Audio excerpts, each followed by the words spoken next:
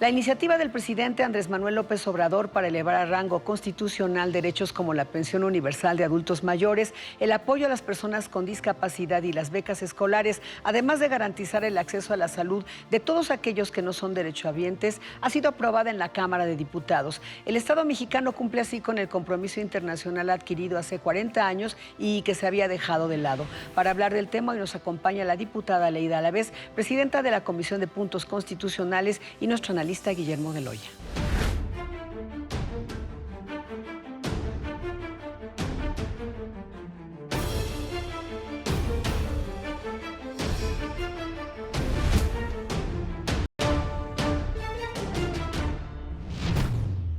Diputada Leida Alavés, bienvenida. Muchas gracias. Doctor Guillermo de Loya, bienvenido. Siempre un gusto, Estela. Muchas gracias. Diputada Alavés, bueno, parecería ocioso, pero es importante decir, si ya están en marcha los programas del gobierno federal para apoyo social, ¿por qué hay que ponerlos en la Constitución? Porque queremos garantizar un blindaje. Este es un primer piso de apoyos, sobre todo a gente que está en condición de pobreza y que vive más vulnerabilidad, como los adultos mayores. Entonces, el poner el derecho a la pensión universal en la Constitución es algo que ya nadie va a poder trastocar. En ningún sexenio va a quedar ya como un derecho y eso se tendrá que ir haciendo cada vez progresivo para todo el país, para toda la población. En el caso también de los apoyos a la discapacidad, la idea es empezar con población indígena, con menores de 18 años, para que también atendamos esa parte de la desigualdad y del combate a la pobreza. En las becas para niños, jóvenes, en educación de todos los niveles, también se está pensando en que no abandonen sus estudios. Y esto es una concepción de Estado que creo que tenemos que garantizar en la Constitución.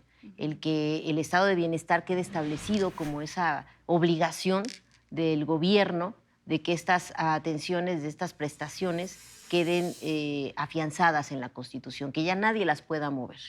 Por escrito, una reforma constitucional al artículo 4, Guillermo. Es correcto. Y sin embargo, habría que puntualizar aquí, poner en contexto algunas situaciones. A ver, creo que el artículo 4 tiene ya también un enorme trasfondo de reconocimiento de derechos, derecho a la igualdad, derecho al medio ambiente, derecho a la cultura. Y en nuestra tradición constitucional nos hemos ocupado mucho del derecho sustantivo, pero no del adjetivo. ¿Cómo hacemos esto lograble? En el sentido de que es una reforma, sí, de profundo calado, con la que nadie podría estar en contra, y sin embargo, mientras no se tutelen los derechos con una vía de reconocimiento, de implementación por tutela jurisdiccional, o ya sea por administrativo vinculatoria, esto tiende o podría quedar en la posibilidad de ser letra muerta.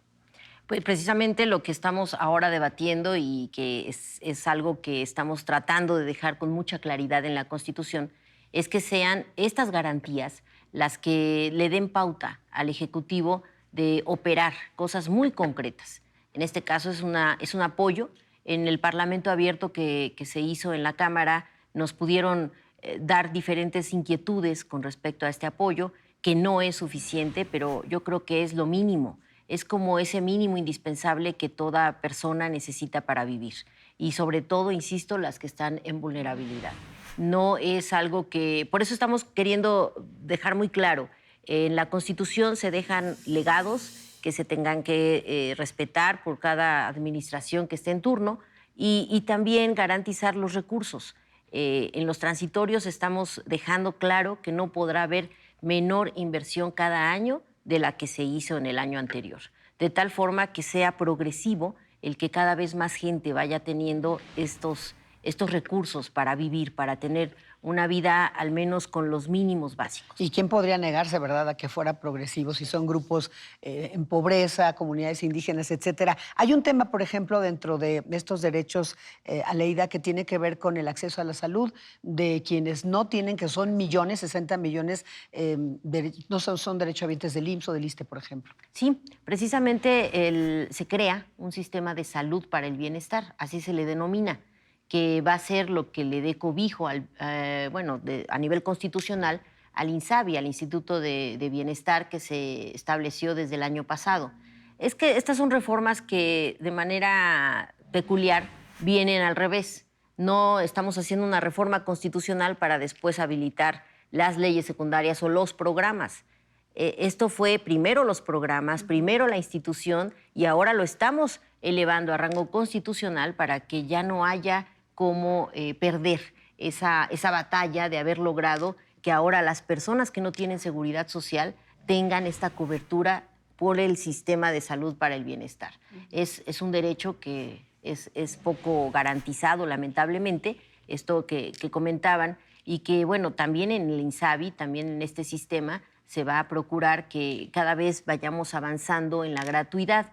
Ya se dijo, en el primero y segundo nivel está ya habilitado en la ley general, pero el tercer nivel todavía estamos pendientes porque los recursos obviamente tienen que analizarse bien de dónde se obtienen para poder financiar esto. Es que ahí hay un punto muy importante, porque a pesar de que pueda establecerse en transitorios o que pueda establecerse por decreto, la suficiencia presupuestal de un Estado no puede darse de manera mágica, sino que depende de las capacidades recaudatorias y depende de las necesidades de gasto de momento. Por eso, si no se le da, repito, en dos cuestiones que son básicas, en la tutela jurisdiccional para el cumplimiento efectivo y la exigibilidad de estos derechos, y también, como fue el caso de los derechos de primera generación, de segunda generación, a través del amparo con la fórmula Otero, o a través de la creación del Tribunal Superior Agrario, del Tribunal Laboral, bueno, el Tribunal Contencioso Administrativo. En este caso, si no se le da un órgano tanto administrativo, repito, vinculatorio, que tutele la posibilidad de llevar a cabo estos derechos y la suficiencia presupuestal necesaria, creo que tendríamos ahí un tema complicado. Pero sí lo han considerado, diputada. Sí, estamos en ese análisis y además en el dictamen se considera de dónde estamos nosotros ¿Reforma viendo fiscal? viable. Quizás una reforma fiscal no en este trienio, pero sí en el que sigue, porque en este apenas se está recomponiendo todo lo que es el sistema tributario. Ustedes han visto cómo la Unidad de Inteligencia Financiera ha hecho lo propio para combatir la corrupción, la evasión fiscal, todo lo que ha implicado la falta de recaudación. Pero el tema de la reforma fiscal yo creo que va en el segundo trienio de este sexenio y no en este. Las becas, y te pediría que nos hablaras de ello, de las becas para los jóvenes, que ahora se hacen extensivos no solamente a la educación básica, a la primaria, sino a todos los niveles. Bueno, estas becas ya existen. Hay más de 2 millones de niños y niñas en educación básica. Ayer estuvo con nosotros la encargada del programa a nivel federal y nos habló de cómo le cambia la vida a niños, sobre todo indígenas, que no tienen ni siquiera el aula para estudiar, pero están recibiendo un apoyo económico de 800 pesos para sus mínimos indispensables, ¿no? Porque eso es lo que queremos, insisto, garantizar, que todos los niños, niñas que están en esta condición, no por pobreza, no por esta falta de oportunidad de tener que comer a veces, pues dejen de ir a la escuela. Claro. Evitar la deserción en niveles básicos. Y también en el caso de las becas de media superior y superior, pues hemos visto, y ayer nos llevaron varios ejemplos al respecto, videos en donde ya las jóvenes, los jóvenes están documentando cómo gracias a estas becas pueden trasladarse a sus escuelas, pueden obtener su material para estudiar. Y eso es algo que, insisto, nos llena de satisfacción porque estamos cumpliendo diferentes tratados internacionales. Ya que hablas de estándares internacionales, estos están en los objetivos 2030 en temas de igualdad, de terminar con la pobreza, etcétera, etcétera. Y además ustedes escucharon estos planteamientos como los que hace el doctor de Loya en este Parlamento abierto. Me imagino que hubo muchos expertos haciéndoles notar este tipo de puntos tan importantes, ¿no? Sí, afortunadamente contamos con la presencia de académicos, especialistas en salud, asociaciones civiles que trabajan con personas con discapacidad. Hubo también funcionarios públicos que hablan de cómo ya se están operando estos programas. Insisto, en este Parlamento abierto, bueno, pues la demanda, asumámoslo, es mucha, es muy grande.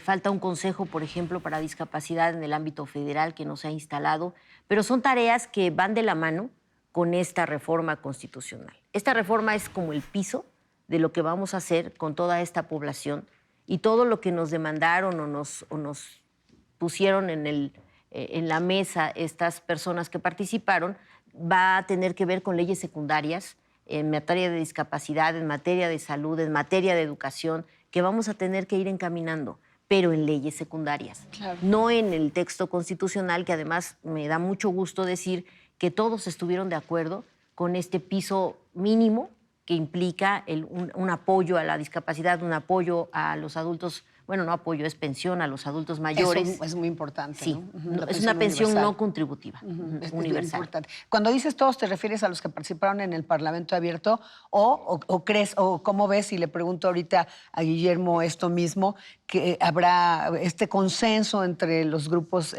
parlamentarios? Bueno, el tema no hay quien haya dicho que no está de acuerdo.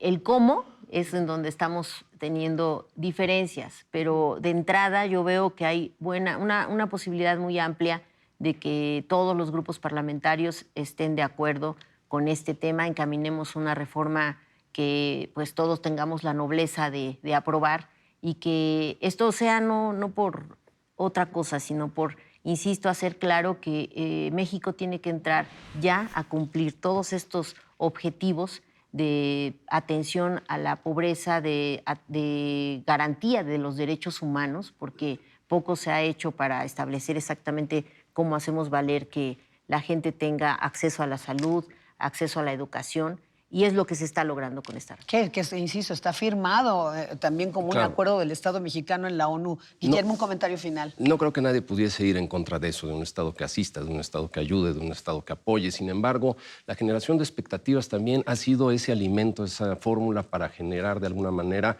el desencanto sobre la deuda histórica que tenemos en el reconocimiento de derechos contenidos en la Constitución, que no se pueden hacer exigibles. En la medida en la cual se fortalezca la reglamentación, la ley secundaria, los transitorios y las provisiones adicionales de materia presupuestaria para darle esto una suficiencia, además de los candados necesarios en contra del mal uso, la corrupción o la selectividad, creo que tenemos un buen punto de arranque. Diputada Leida Alavés, muchísimas gracias. Gracias. Guillermo Eloya, muchas gracias. Siempre un gusto, muchas gracias. Muchas gracias, Gracias. diputado. Gracias a usted por acompañarnos en una emisión más de Ruta ADN 40.